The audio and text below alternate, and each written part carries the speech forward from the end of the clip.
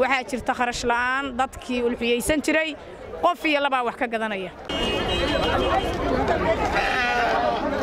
120 baa ugu badan 110 baa ku xiga 90 baa ku xiga 100 baa ku xiga waxa weeye suuq xumaana jidha oo waxa weeye xooluhu kala socod fiican ma leh waxa weeye si fiican uma socdaan waxaan joognaa sayladii buurtinle maanta oo iid loo adeeganayo iidil adxa ma sha Allah xoolihii aad bay u tiro badan yihiin ayagoo barwaaqaysan oo buuro laaleeg ma sha Allah laakiin waxaan jirinin ganac baan jirinin oo caqabada jidhaaba waxay tahay waxaa jirta kharash la'aan dadkii ulxiyeysan jiray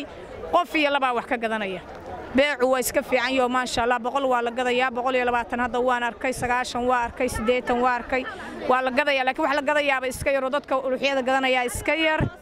marka insha Allah ilaahay waxaanu ka rajaynaynaa khayr iyo barwaaqo intaan ka sii badan haatana nimca jidho oo waxaas aad u jeedaan oo cariga sidaas u safani waa xoolaheeni waa beer ilaahay ina siiyay alxamdulillaah rabbil caalamiin ilaahay baa mahad iska leh waxaan taaganahay siilada buurtilo suuqa ariga ilaahay baa mahad leh xoolaha waa la kala gadanaya ulxiyada si fiican bay u socotaa 120 baa ugu badan 110 baa ku xiga 90 baa ku xiga 100 baa ku xiga sidaas macnihiisu yahay konton baa ugu hooseeya alxamdulillaah rabbil caalamiin xoolihii way cayileen oo waxa la helay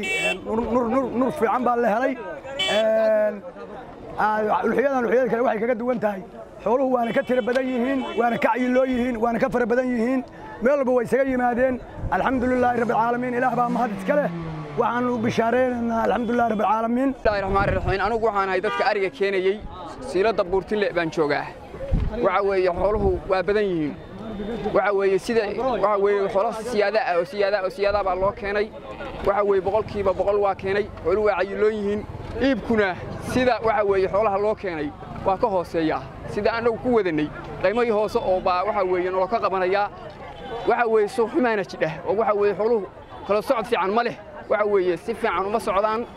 adigu waxa la gadanayo ninka wuxuu inii sheegay wax waa ka jiraan oo neefku 120 waa la gaday 110 waa la gaday 100 waa la gaday 90 waa la gaday wixii ka sii hooseeya weeye konton hadda waan dareemayaa laakiin ba siiladii waxa weeye si lagu maleynayay noqon weydo dadku xoolahii waa gadan waayeen dalka lacag ma taalo sanadkii hore ayaa dadku lacag baa taallay xooluhu laakiin way yaraayeen insha Allah haddana waxa weeye dalka lacag ma taalo sida goor u sheegaysa neefka 120 80 90 inta waa la gadayaa insha Allah bilkariin hadda alxamdulillaah rabbil caalamiin aad baa loo leeyahay